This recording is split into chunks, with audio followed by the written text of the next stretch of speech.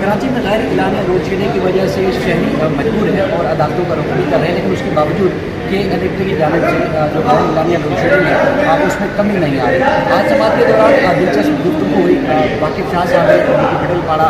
Jahangir road के रहायशी है, इन्होंने सेंट्रल कोर्ट में दरख्वास्त कर दी थी। पहले इनकी दरख्वास्त क्या है और उसके बाद फिर कि इलेक्ट्रिक की वजह से शहरी खुदकुशी करने पर क्यों मजबूर है,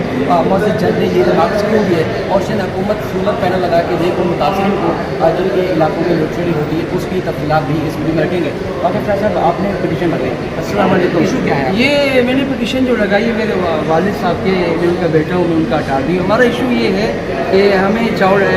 मानी गार्डन का फीडर था, वहाँ नॉर्मल लोड शेडिंग होती थी 4 घंटे 6 घंटे, तो अब जो लॉसेस वाला है उसके अचानक लेकर आ गए 1 साल से, तो अब जो है ना 10-10 12-12 घंटे होती है, ये एलानी होती है। उसके बाद टेक्निकल पार्टी होती है, तो ये हम अपने अदालत में एक फरियाद लेकर आए हैं और उस पर फिर मैंने ये जुर्माना भी हुआ है उनको जनवरी 2024 में इलेक्ट्रिक को किसने जुर्माना किया? नेपरा ने। इसमें हाई लोड जो है 7.5 घंटे से ज़्यादा नहीं कर सकते, मीडियम लोड तो 6 घंटे कर सकते हैं। तो ये हमने अदालत से इस्तदा की और गरीब और कमज़ोर आदमी जो अदालत में जाए तो कोशिश जारी, अल्लाह हमारा हामी हो। तो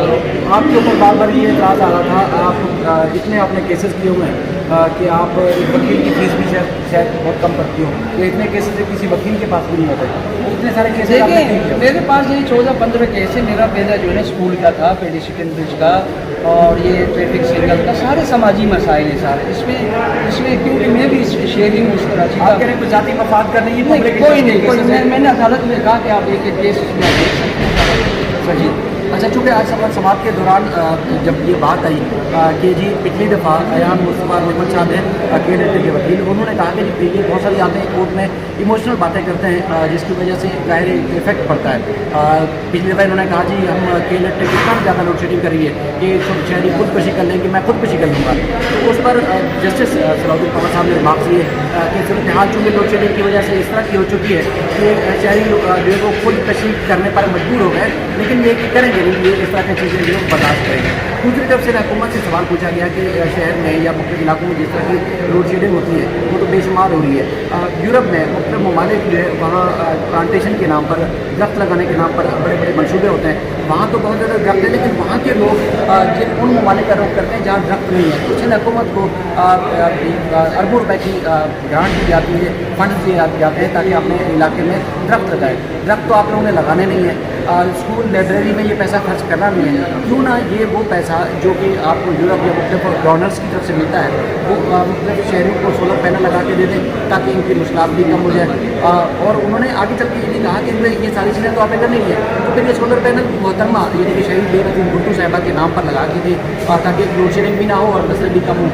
KLT के वकील अयान मुस्तफ़ा मेमन साहब से ये भी पूछा कि लोड शेडिंग का क्राइटेरिया क्या है, यानी कि किन किन इलाकों में कितनी लोड शेडिंग होती है, तो इनको बताया इनको जी पटेल पाड़ा के फीडर से हमने जो है वो बिजली की फरहमी दी हुई है, वहाँ बहुत ज़्यादा कुंडे लगे हुए हैं, इस वजह से जहाँ ज़्यादा चोरी होती है वहाँ ज़्यादा लोड शेडिंग की जाती है, इसलिए लोड शेडिंग की जा रही है। तो उस पर भी उन्होंने कहा कि देखिए जी सूरत हाल इस तरह हो चुकी है, जैसे सलाउद्दीन पवार साहब ने कहा कि लोग बेहद मजबूर हैं क्योंकि उनके पास बिल अदा करने के पैसे नहीं हैं, खाने पीने के पैसे नहीं हैं, तो फिर वो बिल कैसे अदा करें और इस तरह की चीज़ें हुई। और उसके बाद फिर अदालत ने एक ये कि सिंध हुकूमत से